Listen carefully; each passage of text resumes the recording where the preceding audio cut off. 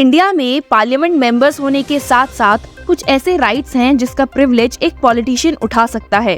आपने रिसेंटली देखा है कि कैसे कुछ पॉलिटिशियंस पर इन पार्लियामेंट प्रिविलेज के मिसयूज का एलिगेशंस लगाया गया था, जैसे कि तृणमूल कांग्रेस एमपी महुआ मोइत्रा। सिर्फ यही नहीं, और भी ऐसे नाम इस साल प्रचलित में रहे हैं। पर क्या आपने कभी सोचा है कि ये पार्लियामेंट्री प्रिविलेजेस क्या है और कितने और क्यों सिर्फ पॉलिटिशियंस को ही ये राइट्स दिए जाते हैं? तो आपकी जानकारी के लिए बता दूं कि लॉ मेकर्स इंडिया में कुछ स्पेशल राइट्स एंजॉय करते हैं under articles 105 clause 1 and 194 clause 2 of the constitution.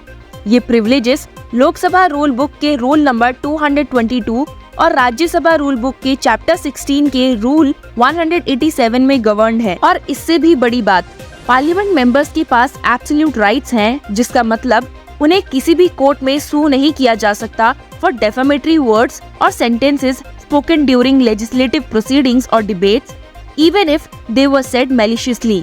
आपको जानकर हैरानी होगी कि Pandey Surendra Nath Sinha and others versus Bageshwari में ये मेंशन किया गया था कि एब्सोल्यूट प्रिविलेजेस दूसरों को बदनाम करने के लिए पूर्ण विशेष अधिकार देते हैं। इस इम्यूनिटी देने का पर्पस ये है कि ये मेंबर्स ऑफ पार्लियामेंट को अलाउ करता है to voice their opinions freely and without fear of repercussions.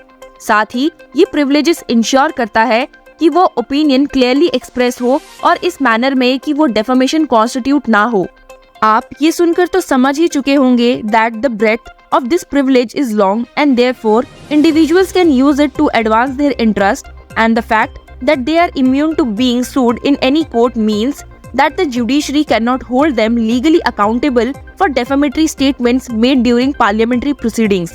ये privileges सबसे पहले यूके में इंग्लिश सिविल वॉर के टाइम ओरिजिन हुआ था, जब मोनार्क पावर में था। उसका मानना था कि अगर लॉ मेकर पार्लियामेंट्री डिबेट के समय कुछ गलत करता है तो वो वही क्लियर होना चाहिए, ना कि कोर्ट ऑफ लॉ में। इंडिया में इंडिपेंडेंस के बाद 1949 में जब कॉन्फ्रेंस के दौरान कोडिफिकेशन का इशू रेज किया गया तो चेयरमैन जीएस मावलांकर ने डिसएग्री करते हुए आर्ग्यू किया था that it was better not to define specific privileges at that time and instead rely on precedents from the British House of Commons. पर अब के करंट एनवायरनमेंट को देख के क्या आपको लगता है ये पार्लियामेंट्री प्रिविलेजेस सही हैं? इस सवाल के कई सारे एस्पेक्ट्स हैं। सबसे पहला ये है कि अभी के सिनेरियो में जहां पर ऐसे प्रिविलेजेस कोडिफाइड नहीं होते हैं because parliament has become the highest authority in the absence of any other, वहां पर पार्लियामेंट्री प्रिविलेजेस के अब्यूज का रिस्क काफी हाई है। There is a risk of favouritism in parliament from a group with a good majority, so codifying the law will help define proper boundaries and provide stability for citizens. इसी से एक और बात जो हमें पता चली है वो ये है कि ईयर 2000 में इस्टेब्लिश हुए constitution review commission led by M N. Venkatachaliah में उन्होंने आर्ग्यू किया था that violating and confining privileges are necessary so that law makers can do their jobs without interference. दूसरे शब्दों में कहूँ तो वो लॉ पास नहीं करेंगे जो उनके अगेंस्ट हो। So there is no point in codifying the law now. हमारी नजर में इसका दूसरा एस्पेक्ट ये है कि क्या लॉ मेकर्स को डेफेमेशन सूट्स में कंप्लीट इम्यूनिटी एंजॉय करने देना चाहिए या नहीं।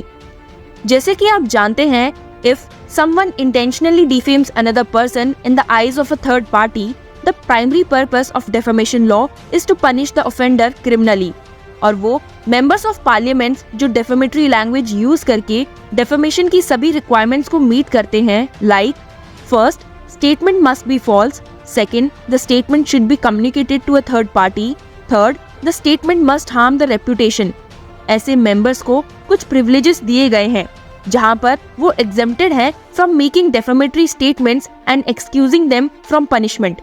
लेकिन this is unacceptable because doing so would have a chilling effect on free speech, क्योंकि वो सेम पॉइंट बिना डेफेमेटरी लैंग्वेज का यूज किए भी बोल सकते हैं। जैसे कि आप जानते हैं कि डेफेमेशन को डिफेंड करने के लिए पार्लियामेंट मेंबर्स के पास कई डिफेंसेस हैं, like speaking truth to power and speaking in the public interest. अब ऐसे में जहां पर पार्लियामेंट्री डिबेट्स आजकल वाइडली ब्रॉडकास्ट होती हैं और देश के हर घर में पहुंचती हैं, वहां किसी दूसरे के लिए ऐसे वर्ड्स यूज करना उनकी रेपुटेशन को कम्प्लीटली डैमेज कर सकता है। बट नो हार्म और punishment will be given to that member because he will use his defense and immunity to escape, जैसा कि हम अब तक मोस्टली केसेस में देखते आए हैं। यहाँ तक कि सुप्रीम कोर्ट भी ऐसे ही एक केस पर अपना जजमेंट रिजर्व कर चुका है। जी हाँ, we are talking about the revisiting case of Sita Soren.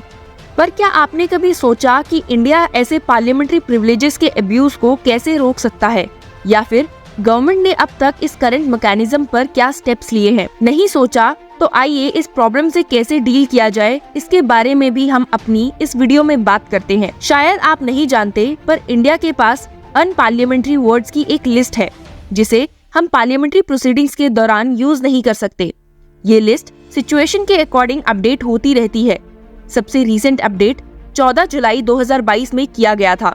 The unparliamentary words are codified by the parliamentary privileges act 1987। अपने जरूर कोविड स्पीकर, शकुनी, खालिस्तान, खून की खेती, ड्रामा, बिट्रेड एंड तानाशाही ऐसे शब्दों को किसी न किसी एमपी को कहते हुए सुना होगा, लेकिन अब नहीं सुन पाएंगे बिकॉज ये सभी वर्ड्स न्यू अपडेट में शामिल है। According to the Rule 380 of the Rules of Procedure and Conduct of Business in Lok Sabha, if the speaker believes that words used in the debate are defamatory, indecent, unparliamentary or undignified, the speaker may, at his or her discretion, order the removal of such words from the proceedings of the House. However, unparliamentary language cannot help resolve this situation cause a speaker can use various kinds of words to defame the other person if he intends to defame through ironical language. इस president के according ये clear है कि unparliamentary words अकेले speaker को defaming के लिए restrict नहीं कर सकते। तो इसका सॉल्यूशन क्या है? Standard exceptions are inapplicable in certain circumstances. Therefore, member of parliament should be granted privileges during parliamentary proceedings. हालांकि उन्हें एब्सोल्यूट प्रिविलेजेस देना एक्सेसिव हो जाएगा, इसलिए उन्हें क्वालिफाइड प्रिविलेजेस देने चाहिए, जिसके under a person can be sued if he commits an act with malafide intent. Qualified privileges में सर्कमस्टांसेस भी कंसीडर्ड किए जाते हैं, जैसे कि किसी पर्सन का अपने रेपुटेशन के डिफेंस में एक्ट करना। It is unlike absolute privileges in which the speaker can not be held liable in court. Unparliamentary language with qualified privilege can aid in problem resolution because it will solve the problem without hampering their free speech, which is essential during parliamentary proceedings.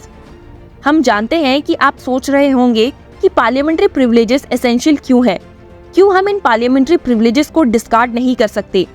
तो इसका जवाब बहुत ही simple है। आप जानते हैं कि parliamentary speakers laws को अमेंड करने के लिए रिस्पॉन्सिबल हैं, जो हेल्प करता है करंट लीगल सिस्टम में डर्ट को फिल करने के लिए।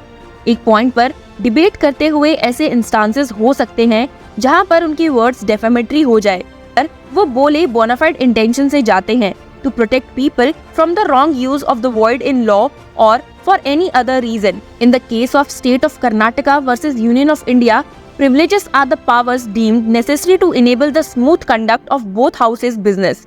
और यही रीजन है कि प्रिविलेजेस का होना भी जरूरी है, पर हमारे व्यूज के अकॉर्डिंग एक लिमिटेशन के साथ। But we are sure that you might be having lot of questions and maybe other solutions to tackle this problem. We would love to hear you in the comment section, and thank you for watching Law Chakra.